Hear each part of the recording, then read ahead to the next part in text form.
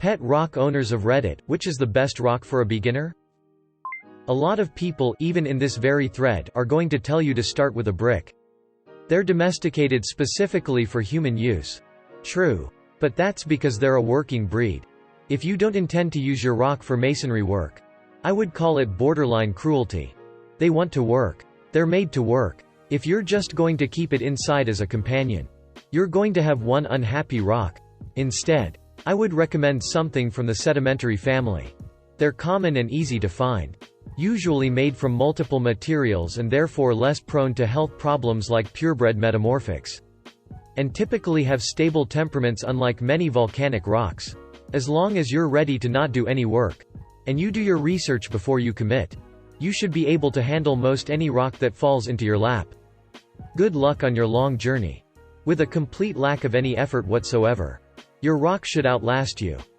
It's super concerning to me that most people are just giving recommendations without asking if you're even ready for a rock in your life. A rock is a responsibility. Not just a cute accessory for your garden or house. Do you have a gardener or landscaper you can have come look at your rock if something goes wrong? Have you saved up an emergency fund for if your rock starts growing moss or gets crushed by a boot? What will you do with your rock when you travel? Your parents and friends might not take well to you just bringing a rock into their home, and you need to talk to them about it now or consider changing your lifestyle to accommodate your new friend. I don't want to be too pessimistic. You may end up being a wonderful owner. But these are questions you need to ask yourself before you get a rock. It's irresponsible otherwise. Start small. Pebbles are easy and are great for beginners. If you dive in with a huge stone, you may not be able to properly care for it. Southern Egyptian sandstone is by far the easiest to take care of. Once you get more experience, try moving up to a rocky sandstone, and after that, try North American sandstone. If you can tame the sandstones, you can tame anything. Kidney stone. It's organic and home-grown. Edit. To whoever reported me to Reddit Care Resources. Again, please get a life. I've blocked them now, so if you report me again I won't even get the message. This is a misuse of that resource. It is intended to stop people from killing themselves. I am not, have never been, nor will ever be suicidal. So off.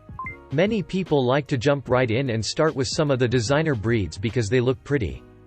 And that can work if you know what you're doing. But the sad truth is many people don't. This leads to a lot of people getting rid of their poor rocks just because they stepped on one and injured themselves, or let the poor thing get chipped and didn't know a reputable vet who could fix them. If looks are what you're after, then I'd recommend a polished quartz, as they come in a wide variety of colors but are easy to care for. If you're willing to spend a bit more money, bismuths have great color and form and an easier temperament than most of the more shaped crystals. Though even these guys can have a wild side.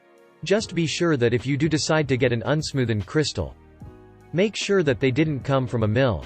The signs of this can be a lack of the natural cloudiness that comes from intrusions, as well as a mismatched crystalline structure. Remember, natural quartz does not have 8 sides. I definitely don't speak from experience on that one. However, if character and temperament are what you're after, then I'd highly recommend adopting. Rocks have stable enough populations that most areas allow wild-caught. Just be sure to check with your local legislature. Beaches often offer a great selection, but parks can have some great rocks too. Just keep searching until you find one that triggers your pack bonding instinct. And you should be good to go. If you can't decide between two, that's fine. Most rocks get along well with others, though this varies by breed. In general, though, wild-caughts appreciate company. A brick. Bricks are a species that have been bred and domesticated from the clay genus, often containing several traits from the mineral family. They are a hardy, robust species that when looked after properly live a long and happy life. They can be owned individually, but they are social creatures, so it is better to start with a group of 3 or more to form a pile, with more experienced owners eventually forming a ton. With enough patience, effort and expense, an owner may witness their bricks achieve their highest potential and become blessed with a house. Edit. Thanks for the silver friend. They all make very good pets. But don't take them for granted. Always start with pebbles. Make sure that they are round and smooth. Those ones tend to be friendlier towards strangers. Adopt. Don't shop. Your rock will find you when you're ready.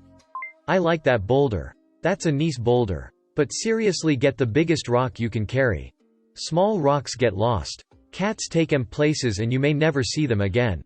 A boulder is the perfect pet for a single or even a family, and one day as the inevitable erosion sets in you may end up with many offspring that you can carry with. Adopt out. Or even pile. Rescued is always the best breed. There's so many adoption quarries at capacity. Give an unwanted rock a home. Pebbles are good for beginners. They are easily maintainable. They are portable, so you never have to constantly worry about them getting hurt or stolen, and they have a delicate, smooth surface that is simply irresistible for anyone. But I must warn you, the clear pebbles are always have bad behavior. I would recommend the gray pebbles that add roughly 16 centimeters cubed. They are the nicest ones. Dwayne Johnson may start out small, but once fully grown, he'll grab you a WWF belt or two. Although sometimes aggressive, he'll probably bring you lots of joy and entertainment. However, one thing to bear in mind is to not let him get near cars. Once he get hooked on cars, he'll start take part in a never-ending series of Fast and Furious movies. By that time it'll be too late and you'll see him flying from cars to cars around every 2 years. Once you're advanced enough, you could adopt a meteorite. They're not too difficult to care for, but their rarity can make them cost prohibitive. You could always try to find and befriend one in the wild. But they're notoriously difficult to find and identify. Lots of people think they have a meteorite or crossbreed, when it's just some common slag or hematite. There's nothing wrong with those last two. They're just not meteorites. Or you could just get a ball python. Don't forget to take your rock for a walk. A rock's gotta roll. Rocks are a big step. I suggest starting with a hardened, dried-up piece of gum. Most rocks will do. Just know what type you have and don't take it for granted. A grain of sand. Got to admit though, I lost Jeff after a week of getting him. Maybe I lost him at Home Depot. Got some weird looks from the employees though. If you want to make one yourself instead of having to find one, I recommend looking into a Dorodango. If you've previously had a pet rock but the species wasn't for you, then I suggest starting over with a clean slate. Might want to stock up on chalk first though. Sedimentary. The layers are quite interesting and they ensure that you won't get bored. It's a perfect training pet for people who tend to get bored with animals quickly.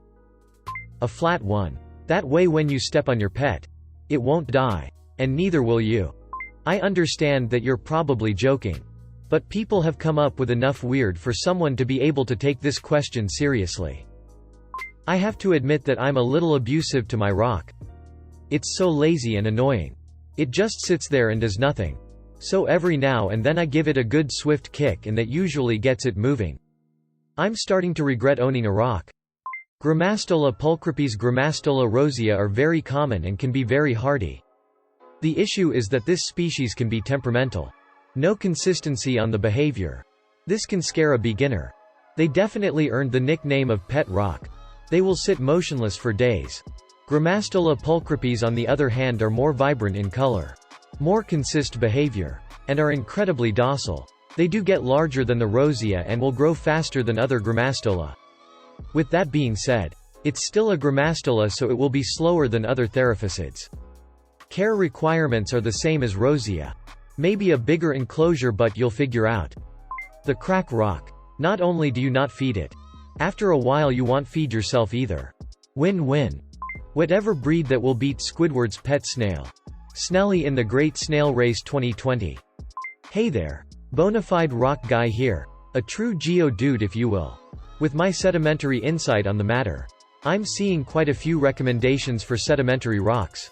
And while it's a great breed, one of my favorites, many less experienced rock owners may pick poorly consolidated sedimentary rocks. And while they look just the same as any consolidated breed, they tend to be much messier. Think a dirt clod with sand. No, instead I want to recommend a breed that I truly love a lot. Igneous rocks. Yes, whether extrusive basalts or intrusive granites, you can't go wrong with a nicely trained igneous. No shedding, little upkeep, and very resistant to weathering. Basalts are a go-to for a no-nonsense pet that will last the ages.